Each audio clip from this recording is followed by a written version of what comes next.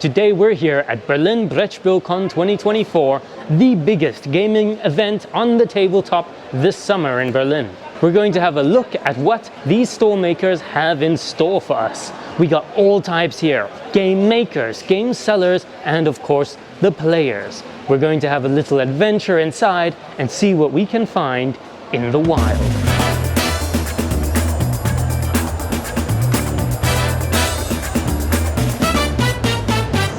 Just in the entrance here now, and I'm seeing a lot of people, and already we have some of the start of some game stands. I am looking forward to seeing what is on offer here, because especially there's going to be stuff that has been yet to be released. Game prototypes I'm really looking forward to, as well as some of the biggest stalls from the biggest game distributors in the whole of Europe. Check it out. They have here the bags. They have bags made especially so you can carry like 5 board games. And they have a couple of selections already, starting with Exploration to the Red Planet. You can see what kind of exploration we're going to get ourselves into here today. It really will be like a safari. This is the mascot for Berlin Brettspiel-Con. Of course, they're a little bear because, you know, Berlin, kind of Berlin's thing. We ended up here kind of late, so let's check out some of these stands, because that's going to be where the real show is. I mean, that and the flea market. Oh, nice. Oh, very nice. Watercolor style, yeah? Yep, but made digitally. Ah, I see. So this one was made digital and this one is real. Nice, nice. No, I love me some digital art. Oh, look at these cuties. Look at these cuties right here.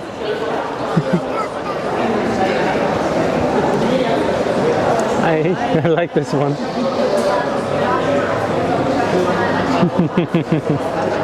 So here we are in Legoland. Let's have a look what we've got. Cool little Legos going on. Ooh, dioramas. Lego Creeper, of course. Can't have Lego without the exploding man. Oh, and giant chess. Yesterday, not to date this episode, yesterday was World Chess Day, July 20th. So let's have a look at the chess set, just for fun.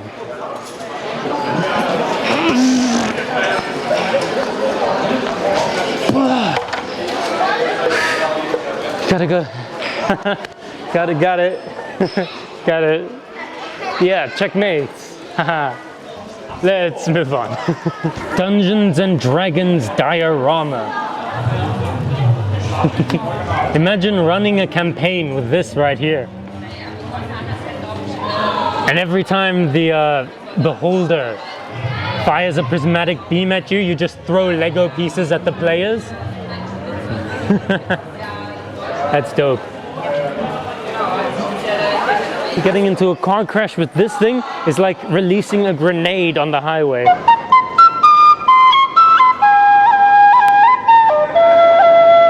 Now we're really entering the lion's den here. We've got all sorts of awesome games on the stands. Like already I see something. Medium, the supernatural card game. Looks like tarot cards, but with dice and little tokens. So let's see what we can find that's interesting here. Here we have some board game tables, as we can already see. Some games set up. People are already playing. Oh, nice shelf full of Avatar stuff. Avatar: The Last Airbender. Oh, check this out. What game is this? We've got a camel, goose. Oh, can't have a good game without the wheel. And that's a lot of dice. I really wonder what that is. Let's have a look at some of these game stalls here. I already see game creators are out in force.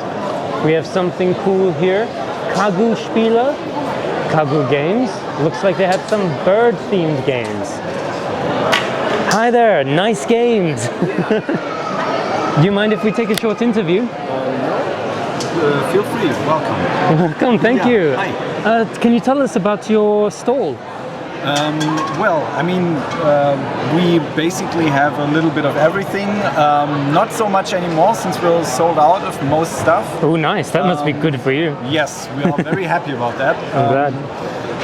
Yeah, I mean, we have, you know, bigger Euro games like Freya. You know, most of the games that we have are also available from our partners in the English language. Like, for example, Freya. Then That one looks fascinating. What's this one? Adele is an AI that has gone mad and basically sees the one solution to continue the trip in exterminating the humans on board. Right. Now, HAL 9000 style. exactly. That is definitely the inspiration here. Nice. And the humans need to somehow, you know, turn it off or, you know, make it out of the ship alive before they are forever lost. To do so, they need to gather certain items. Cool. But they need to be mindful. Not every crew member has the same information, and they should be very careful on what information they share at the table, because Nice. of course Adele is sitting right next to them. Oh man, I love being the boss monster in games. What would you say is the biggest difference between other German conventions you've been to and Berlin Brettspiel-Con 24? I would say that it is a little bit more international.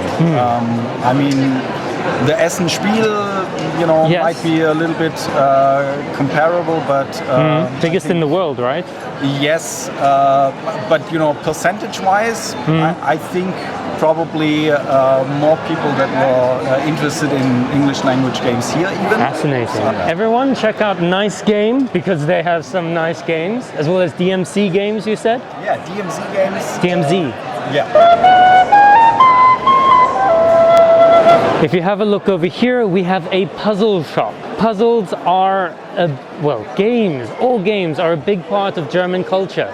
Game makers, toy makers, and puzzles are a part of that. And they have some fascinating looking contraptions here.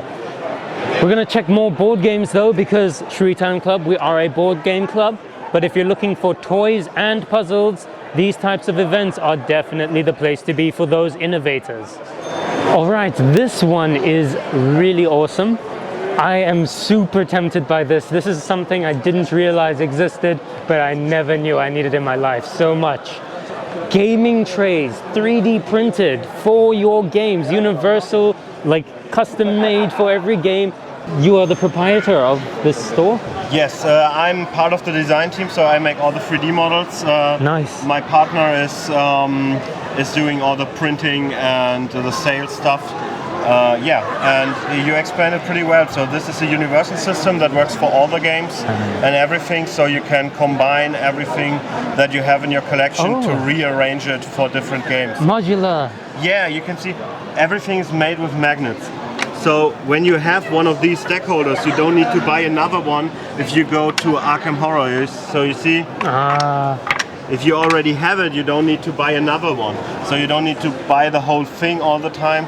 You can buy all the pieces that you need, and then the more pieces you have, the less you need to buy it. Yes, yes, I love it. If I rocked up with one of these on game night, my friends would be jealous as heck. This is some real board gamer flexing.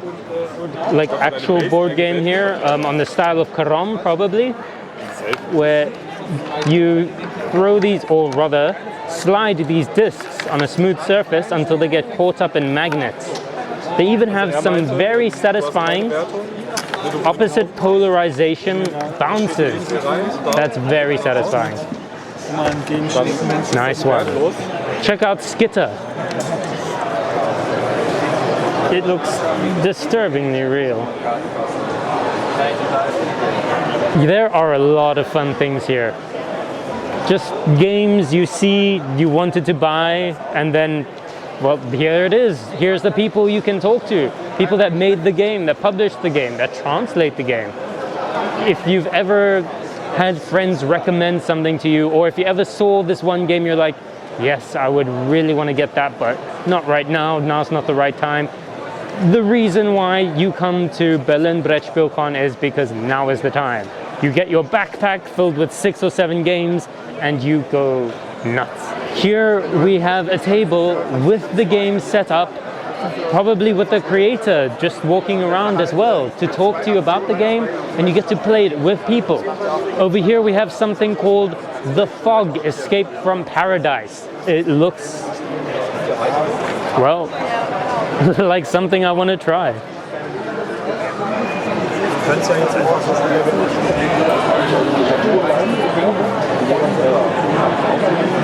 It also looks complicated as heck. There's not a single word of rules to be seen.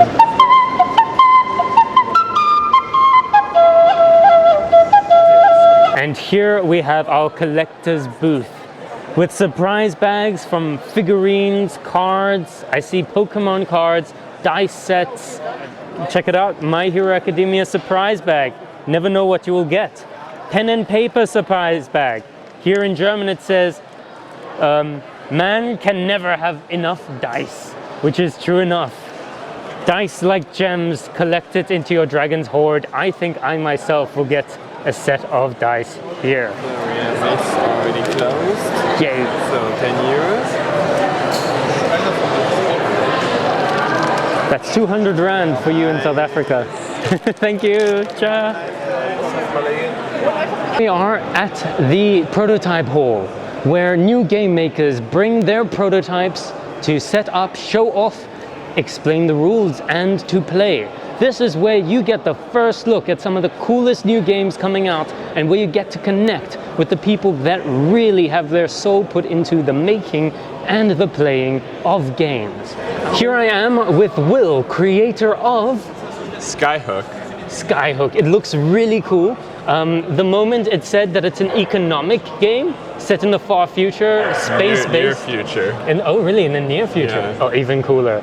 Economic game, way into it, hooked. This is the type of thing I've been looking at as a business major.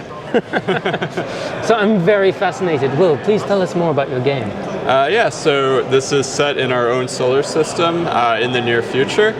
The core mechanic is pick up and deliver, so you're delivering resources to various projects and infrastructure. At the start of the game, the actions are all challenging. You don't have enough movement range, you don't have enough drills to mine, you don't have enough resources. But during the game, players build infrastructure. They use each other's infrastructure to their own benefit. And by the end of the game, you're delivering lots of resources, making lots of large projects. And so you get a real feeling of like growth and engine growth during the game. Nice, nice. That's awesome. I think the hardest part of designing this was making the expense of space travel intuitive and approachable in a board game. So launching resources off of a heavy planet like Earth, for example, very expensive. But a lot of approaches would require a lot of math, not be fun. So what we've done here is we've done a system where if you cover something up, for example with a resource, now you don't have it anymore. So by placing this on my ship, I have less range because I've covered a battery. And I think this makes that topic a lot more approachable. How long have you been working on this project? So this has been a side project for about 2 years. The mechanics have gone through a lot of changes in that time period. I would say this version with this style of board and the icon movement system is probably about 6 months old. Every game has like its introduction impetus that you need to overcome before you start playing. How has that been going so far with new players? How quickly do they catch on? So there's a bit of a learning curve to this, so I would say it's about a 3 on the Board Game Geek complexity scale. And it does take a bit of getting used to understanding like how far you can move and what you can actually do with your 2 actions, and also understanding like how to do stuff effectively. Like I can move here and mine, or if I time it this way, I can mine and then immediately build. Right. So like doing your turn in a way that you're allowed to do is pretty easy, but doing your actions in a way that's effective is, I think, a bit of a challenge for new players. What inspired you to create this game? So this was originally inspired by a Kurzgesagt video about skyhooks, and it's basically like a short explanation about how we could actually build these satellites that orbit around the planet and help us launch things into orbit. in a way that, you know, obviously we can't do it today, but it isn't really that far off. So this is kind of a, if not completely realistic, a sort of realistic vision of the future. This is the Dice Dog. She's named Kate, and her main goal is, first of all, to be cute, and the second goal is simply to be the dog who reviews games. We actually had this little funny idea that we have an Instagram on which we bring her to all the events, and not only that, but we also want her to review the games, and for that we created these little toes here. And that's how we move some cards and do some videos, and it's just a funny side project, but we really love it. That's hilarious. Link down below. Perfect. Okay, so tell us a bit more about this game. Well, this game, first of all, welcome folks. I'm Timon from Syncanite, and we start here with our game. It's called Syncanite Foundation. First of all, we'll talk about the story briefly and then about the gameplay, right? So we start with the story. The thing is, the players that are sitting on this table are the chairmen of the Syncanite Foundation. It is a global trade organization that regulates the mining and distribution of the Syncan mineral, which is something like the spice from Dune. Right. So it gives us a lot of influence and power, and also a lot of magical power if we want to use it and if we are able to use it. We leverage political, economic and military power to take over this world at all cost.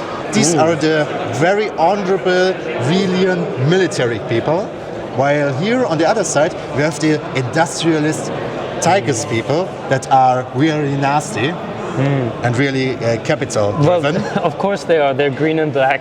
Exactly. And last but not least, we have Avado. These are spiritual people that harness the power of the Syncanite the most, due to the fact that they are so rich. They do not need to get involved with dirty hands, but more with bribery or with corruption or whatever. So they use the soft power in this world. We have demand and offer.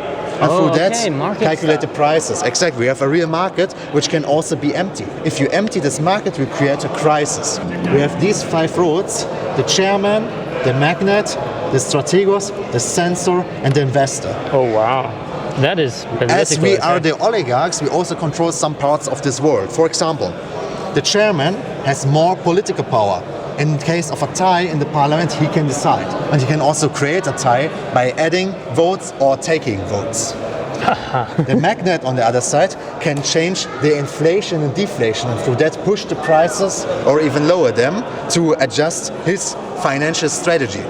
This game is fascinating. What inspired it? What inspired it? Well, I wrote a book actually 10 years ago.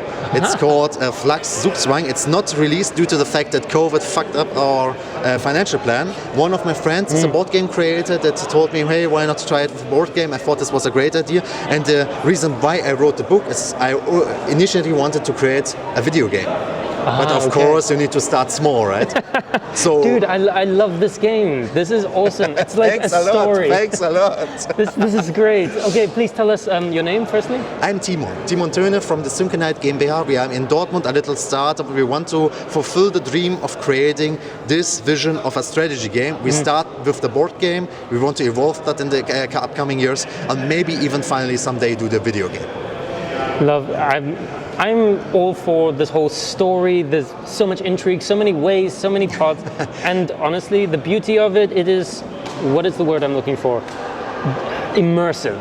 Yes, that's what I love. Immersive games, this epitomizes that concept. Well, thanks a lot. Thank you so much for talking with us today. Thank you. Last thing, because you will have lore. All of these carrots here have fluff text from the book or quotes from politicians that I have looked up in the last years. Gründe gegen die Demokratie zu entdecken, reicht ein kurzes Gespräch mit dem durchschnittlichen Wähler. Winston Churchill said that. In German, it's like, if you want to find reasons against democracy, talk to the average voter. And there are a lot of quotes from historic there's even people. a bit of blood on here. I mean, it's influence. Influence is never a clean thing. This is not a game in which you play clean. But the thing is, you can even win by playing clean. You do not need to harm anyone, but you can. And you can do it hard. Please check out Syncanite. You are on Kickstarter soon. We are going on Kickstarter probably in September, so you just look for Syncanite Foundation on Kickstarter, but we also have a website, check it out, there's all info, even in English, so that you guys can participate if you want. We would love to see you there, and thanks a lot for visiting. Here we are in the play hall of the convention. This is where, after everyone has been excited over their purchases in the stands, they come to sit down and finally play. The sound of people shuffling dice in their hands, just picked out of the atmosphere, is truly exciting. The sound of laughter as people discover awesome moments that they share together in the little world that they bought in a box. This is the board game community coming together just to revel with reckless abandon, and yes, I mean reckless, despite how subdued this may look. People coming together to play with each other. This doesn't even compare to a video game convention. While yes, LAN parties, all the flashing lights, hooking up together with your friends is exciting, this offers something completely different. It is an atmosphere of all-enveloping comfiness and playfulness. I think this is the epitome of what the board game community is. This is people enjoying each other's companies in this little world that they discover and create together that they bought in a box. I am and have been Hemi, or you might know me as Jordan Levine. Please check out our Instagram and YouTube channel at shreetimeclub and our other videos that we've uploaded. Check out the videos we'll have in the future, and I look forward to seeing you in more tabletop game news. Remember to like, subscribe, and comment down below which board game you might have seen in the background of this video which excites you the most. Until then, next time, peace. This guy, he's a hustler. Lego capitalism is how it is.